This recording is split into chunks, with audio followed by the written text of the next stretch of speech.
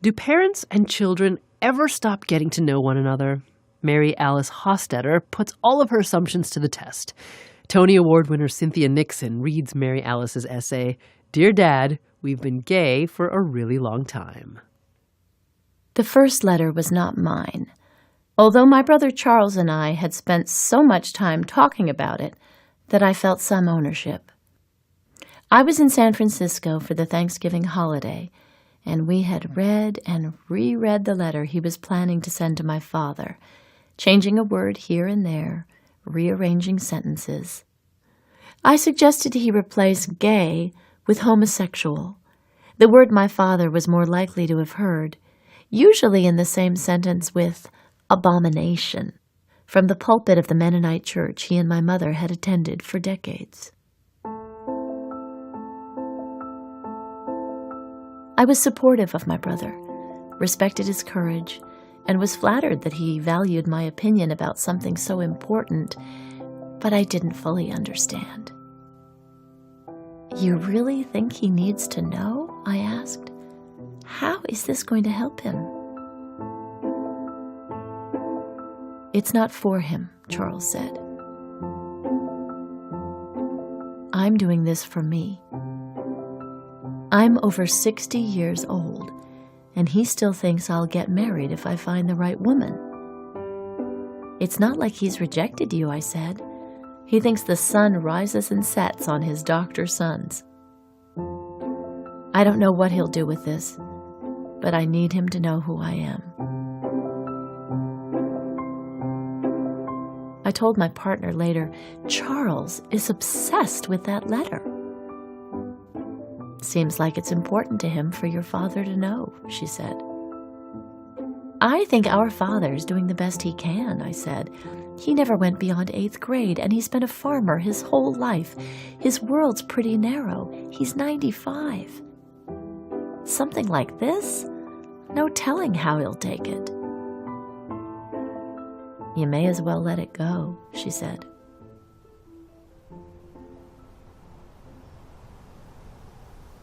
The next morning, my brother asked if I wanted to walk with him to the mailbox. The sun was glistening off the buildings on the San Francisco skyline against a brilliant blue sky. We walked to Fillmore, and I watched him drop the letter into the mailbox slot. There it goes, he said. No taking it back now, I said. We took the long way home, through Alamo Square Park, the iconic painted ladies lined up in the morning light. I wonder who'll visit first after he gets the letter, my brother said. Who'll get to process it with him. 2 of our 8 brothers lived near his nursing home in Pennsylvania and checked in on him every week. I know Abe goes every Wednesday afternoon, I said, and I think Ike goes on Friday. Abe is a psychiatrist, Ike a retired farmer and Mennonite deacon. There are 12 of us siblings altogether. Doubt it'll get there by Wednesday, my brother said. My partner and I flew back to Virginia, and the busyness of catching up at work and preparing for the holidays distracted me from wondering when the news would hit the family grapevine. It didn't take long before the reports started trickling in, each tidbit so remarkable I began to keep a record so I wouldn't forget. Ike, the farmer brother, was the first one my father showed the letter to. Did you know this? My father asked. Everyone pretty much knows it. I sure didn't, my father said. Had no idea. By the following Wednesday, when Abe visited, my father had more questions. How does this happen? Abe said, Seems some people are just born that way. Are a lot of them born that way? About 1 in 10, they estimate. Well, if it's how people are born, it sure doesn't seem like something that should tear families apart.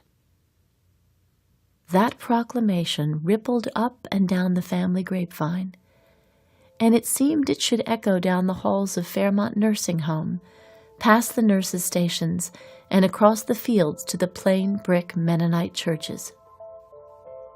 After my father received and processed my brother's letter, he seemed to spend a good deal of time in his sunny room contemplating this new reality. It was clear he gave some thought to the 1 in 10 theory, and from his vantage point overlooking the nursing home entrance, he counted off visitors, wondering.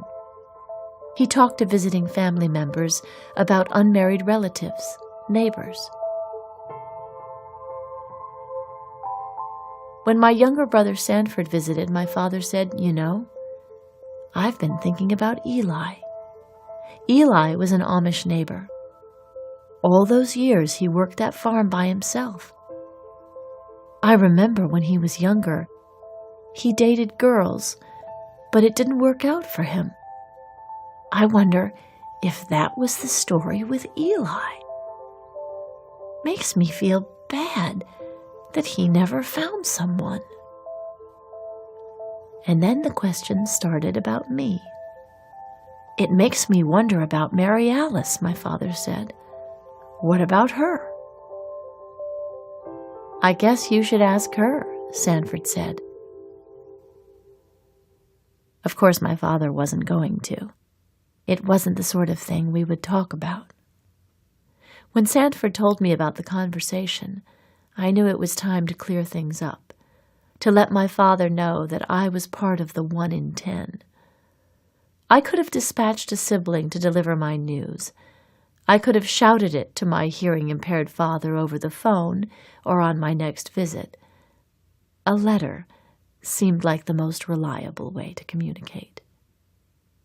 After my brother's courageous letter, I knew mine would be anticlimactic, not only because my brothers came first, but also because I was one of 4 daughters, and in our family, especially from my father's point of view, nothing about being a daughter appeared to have the same import as it would have from a son.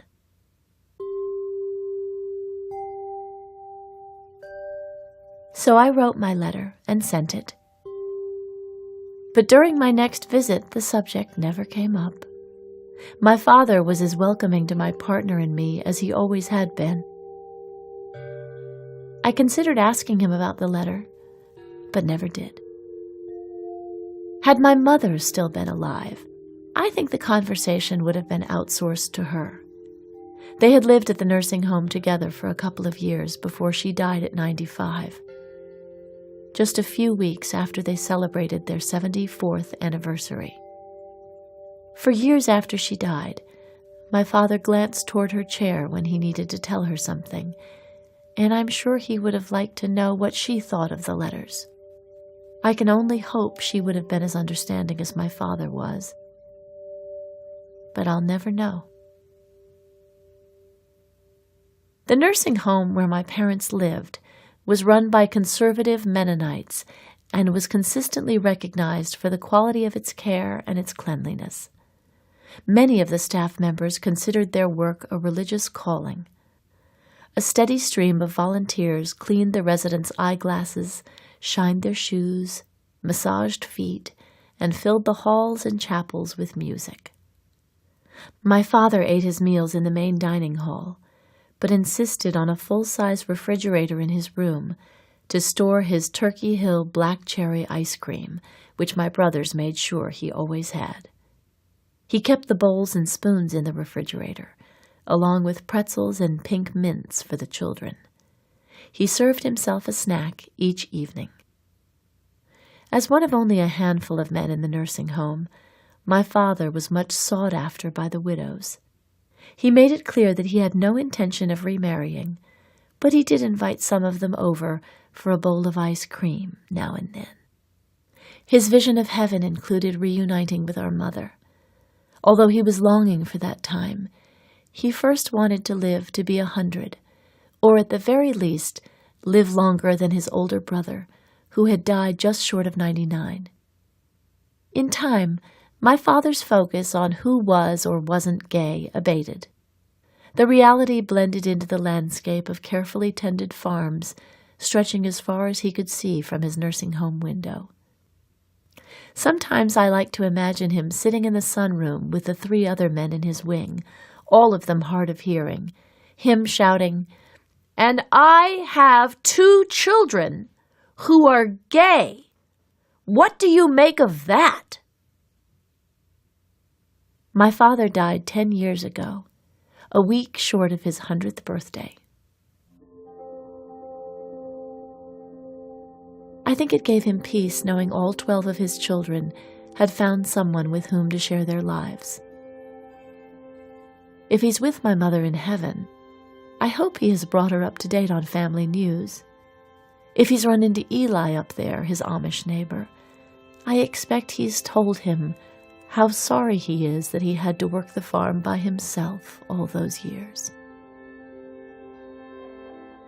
Recently, many of the Mennonite churches in Lancaster County, Pennsylvania, decided to split from Mennonite Church USA, which has chosen to allow openly gay members. The only thing as important as church to my parents was family. I'm glad they didn't live to see this time.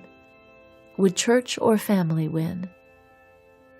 Would my father speak up against his church to tell people it's not the sort of thing to tear families apart? Last May, after 18 years together, my longtime partner and I married.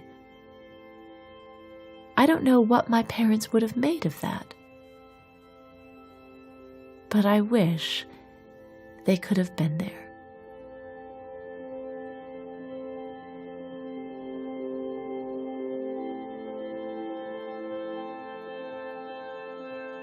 Cynthia Nixon, reading Mary Alice Hostetter's essay, Dear Dad, We've Been Gay for a Really Long Time.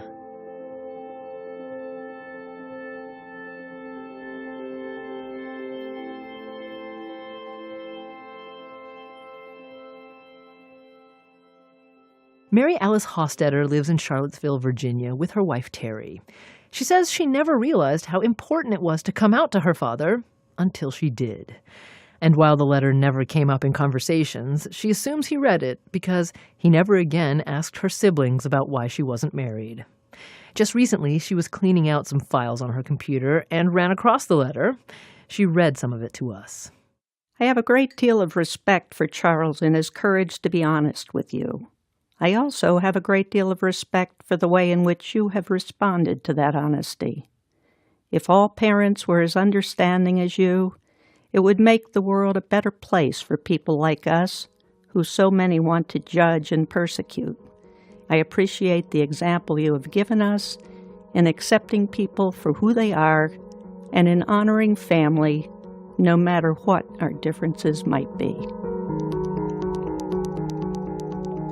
Mary Alice says her father was a simple man, a farmer. He was also deeply religious. I think his response came from a place of sort of very simple, basic, practical thinking. If someone says that's how you're born, then it doesn't make sense to make a deal out of it. It's just who you are. So I think sometimes there's a great deal of wisdom in that level of simplicity, and that is where his response came from. She says the bulk of the responses to her essay were positive, and she's thankful for that. But it was the act of publishing these words that made this a transformative experience. When I saw the article in the Times, the essay, of course, I had moments of disbelief. There would have been a time in my life that nothing would have been more unlikely than that level of honesty, even among people I know fairly well. So seeing it there in the New York Times was just remarkable and made me feel so, I don't want to say powerful, but something like powerful. Mary Alice Hostetter. She lives in Charlottesville, Virginia, and is currently writing a memoir about her life growing up in a Mennonite community.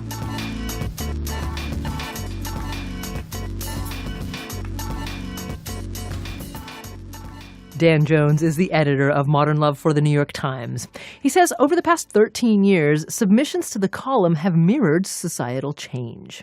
how coming out, when this column started, how coming out as gay, just for the average person, could still be a story.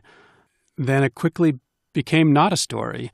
But there's sort of this delayed effect depending on the community you're in. And typically, and this is a good example in Mary Alice's story, the people are much older. They've been together for decades in some cases. So this is a case where coming out, in 2016, when this piece ran, is still a story in certain communities and a very moving one. And it made this idea of social change, like it really just makes you think that it's dominoes being knocked over until the very last one is knocked over. Like it's not something that goes to a certain point and then stops.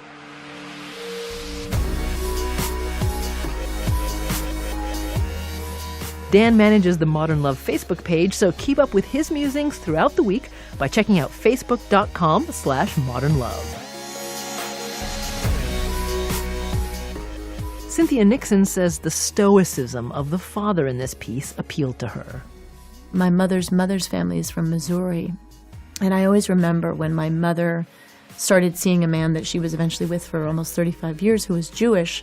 When she talked to her great aunt, who was like a second mother to her, she was curious to know whether my great aunt would have any negative reaction to that. And my great aunt Edna sort of scrunched up her face and said, "Oh, there's so much more important things than that kind of thing to worry about." And that my great aunt's attitude and her proclamation to me echoed the patriarch's sentiment. And I think there is running through middle America that kind of people making up their mind and not making a fuss and having what we would consider a degree of enlightenment, but it's just sort of practical common sense, too. Why would we worry about such a thing? Thanks again to Cynthia Nixon. She's currently running for governor of New York.